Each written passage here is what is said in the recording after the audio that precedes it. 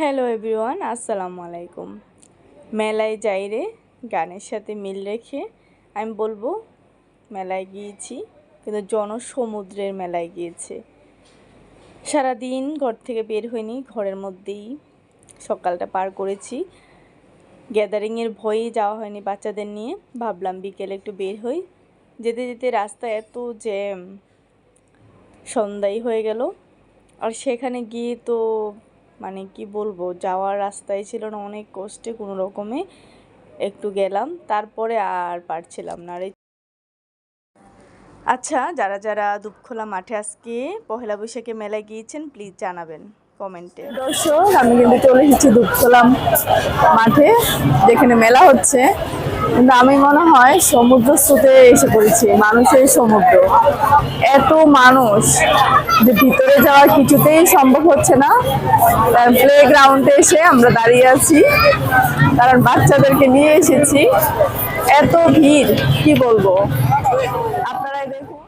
ভিতরে তো কোনো রকম সিরিয়াল করে গিয়েছি, বের হব কিভাবে সেখান থেকে, তাই চিন্তা করছিলাম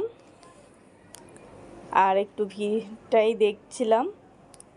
দেখতে দেখতে চোখে পড়লো একটা লোক, অনেকগুলো ডিজাইন নিয়ে বসে আছে আর হাতের মধ্যে ইনস্ট্যান্ট মেহেদি দিয়ে দিচ্ছে। যে পড়ছিল তিনি তার হয়তোবা তার প্রিয় মানুষ এবং তার নিজের জন্য S+M লেখার জন্য বলল, আর তিনি খুব সুন্দর করে অক্ষরগুলো বসিয়ে দিচ্ছিলেন। আর এই তো আমরা এখন সত্যি সত্যি বের হয়ে যাব, কারণ মেলায় যাওয়ার মতো পজিশন নেই এই গ্যাদারিংয়ে। আর আরিয়ার তো খুব মন খারাপ হয়ে গেল, কেন সে মেলায় যেতে পারছে না। দেন আমরা চলে আসি একটা রেস্টুরেন্টে, সেখানে এসে আমরা খাওয়া দাওয়া করে বাচ্চাদের নিয়ে বাসায় চলে আসবো।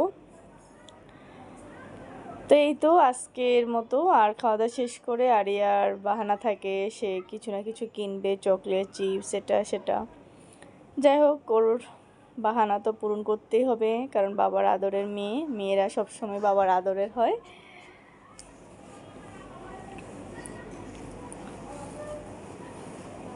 দেন আমরা বাচ্চাদেরকে বাসায় দিয়ে আবার ভাবলাম দুজন মিলে একটু বাইকে বের হই, একটু দূরে কোথা থেকে ঘুরে আসি।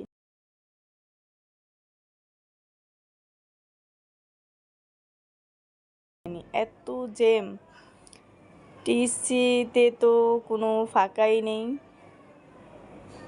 ঢাকা বিশ্ববিদ্যালয়ের সাইডে কোনো ফাঁকা নেই, পুরো রাস্তায় আমরা জ্যাম। সামনে আগাতেই পারছিলাম না, ধানমন্ডির দিকে যেতেই পারছিলাম না, বা শহীদ মিনারের দিকে যাওয়ার চেষ্টা ছিল, সেদিকে যেতেই পারেনি। দেন বাসায় ব্যাক করি, সেখানেও কোনো উপায় নেই, জ্যাম দিয়েই আস্তে আস্তে করে বাসায় আসি। যাই হোক, আলহামদুলিল্লাহ, সবাই ভালো থাকুন, সুস্থ থাকুন, আল্লাহ হাফিজ।